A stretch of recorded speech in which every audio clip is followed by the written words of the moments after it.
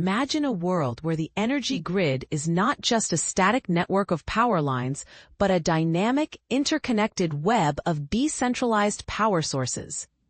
This is the promise of virtual power plants, VPPs, which are rapidly becoming the cornerstone of a more resilient and economically viable energy future. For investors, this shift represents a golden opportunity to capitalize on the next frontier of energy retail and grid stability. But here's where it gets controversial. While the benefits are clear, the path to widespread adoption is fraught with challenges and uncertainties. Let's dive in and explore the fascinating world of VPPs, their potential, and the hurdles they face. The DER revolution, fueling VPP scalability.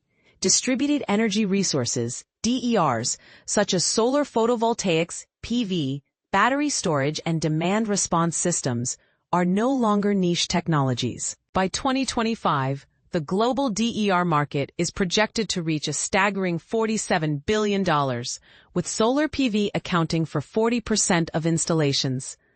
The International Energy Agency, IEA, reports that solar capacity surpassed 456 gigawatts in 2023, with China leading the charge at 60%. Meanwhile, battery storage costs have plummeted to $100 per kilowatt-hour, enabling storage-as-a-service models that reduce payback periods to under 5 years. These trends are not just technical milestones, they are catalysts for VPP scalability. VPPs aggregate DERs into a coordinated network, acting as virtual transmission lines that optimize energy flow. For example, Origin Energy's Loop VPP now spans 1.5 gigawatts across 393,000 customer assets, including solar, batteries, and EVs. This growth is underpinned by falling costs and regulatory tailwinds, such as Maryland's Drive Act, which incentivizes vehicle-to-grid (V2G) participation. By 2025, 20% of global EV charging stations are expected to be powered by DERs, further integrating mobility into the energy grid. And this is the part most people miss. The integration of EVs into VPPs is not just about reducing emissions. It's about creating a new revenue stream for energy retailers. EVs as grid assets, a new revenue stream. Electric vehicles are no longer just modes of transportation. They are mobile energy storage units. With over 15 million households globally adopting DERs and 5,000 microgrids deployed in Africa alone, the integration of EVs into VPPs is accelerating. Origin's EV Power Up tariff, which offers Tesla owners a discounted 8 cents per kilowatt-hour rate during off-peak hours, exemplifies how energy retailers are monetizing this shift. By aligning EV charging with surplus solar generation, VPPs reduce grid strain while generating ancillary revenue through frequency regulation and demand response. The financial implications are profound. VPPs can supply 10 to 20% of peak demand at 40 to 60% lower costs than peaker plants, as seen in North America and the EU. For energy retailers, this means transitioning from commodity sellers to service providers, offering customers energy-as-a-service models that include storage, EV charging, and grid participation incentives. But here's a thought-provoking question. How will traditional energy providers adapt to this new paradigm? And will they be able to compete with the agility and innovation of new entrants? Investment implications, energy retailers, aggregators, and tech enablers. The VPP ecosystem is a multi-layered opportunity for investors. 1. Energy retailers. Companies like Origin Energy are redefining their roles.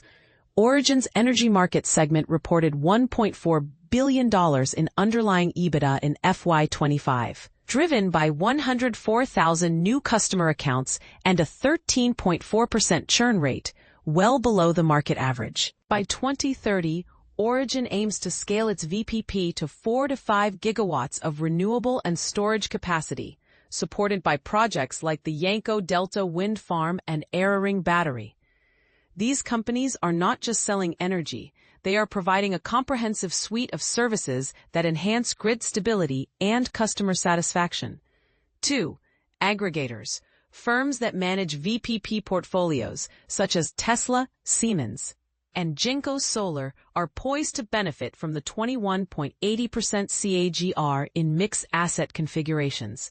These platforms combine solar, storage, EVs, and smart thermostats to deliver stacked grid services commanding premium margins in ancillary markets.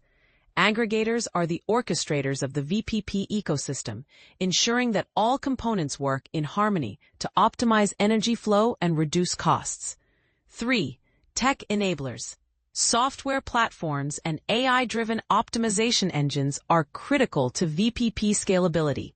Origin's Kraken platform, for instance, leverages machine learning to forecast solar/wind output with 95% accuracy, enabling real-time dispatch.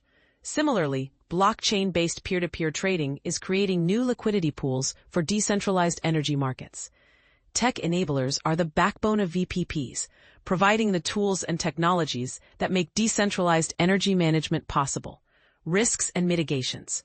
While the outlook is bullish, challenges remain. Cybersecurity risks and data privacy concerns add 5 to 7% to project costs, while regulatory fragmentation delays interconnection approvals. However, these hurdles are being addressed through industry consolidation and standardized protocols.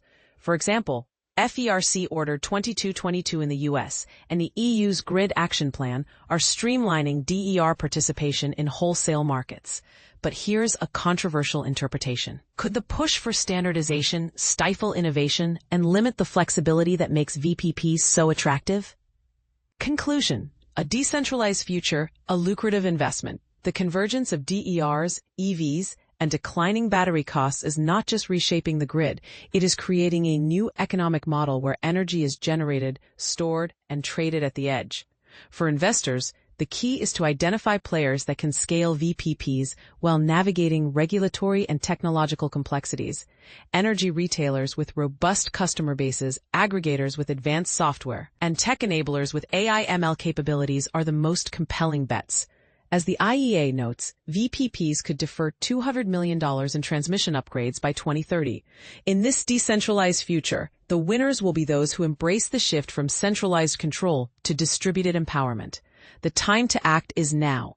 But what do you think? Will VPPs truly revolutionize the energy landscape, or are there unforeseen challenges that could derail their progress? Share your thoughts in the comments below.